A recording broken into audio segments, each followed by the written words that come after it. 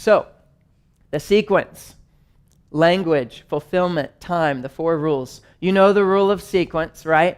In this one, this is it. There's a beginning point. The ram rises to power. There's an ending point. Jesus brings his kingdom to earth. I'm not just going to spend time reading these off, but you can pause the video if you want to check those out. The rule of fulfillment. Something can't be considered fulfilled until all the specifications are met, including the order given. Some things have been fulfilled in this prophecy. Medo-Persia, Greece, the 2,300 years actually have already taken place, but the fulfillment can't occur until everything is met. We haven't seen the revealing of the Antichrist. The temple has not been cleansed yet. Jesus has not yet set up his kingdom here on earth.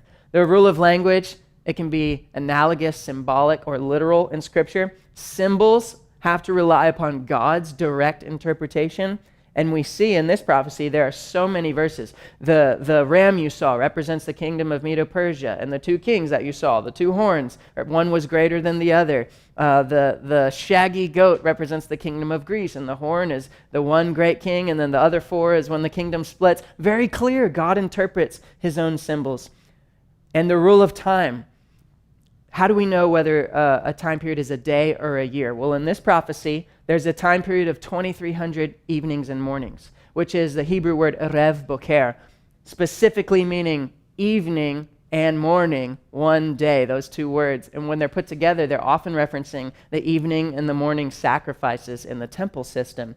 Very closely aligned with the temple system here. This occurs during the operation of the Jubilee calendar. I know we haven't seen the dates for this yet, but just keep this in mind. When this occurs, you'll see at the beginning of Prophecy 4, this is during God's Jubilee calendar. So that's how we know these evenings and mornings are not 2,300 actual days, but they're translated as 2,300 years. So, like I said, you'll see more about that in the next prophecy. Those are the 4 rules. This is Prophecy 3, the prophecy of the Antichrist. Join us next time as we continue our study on the 17 apocalyptic prophecies.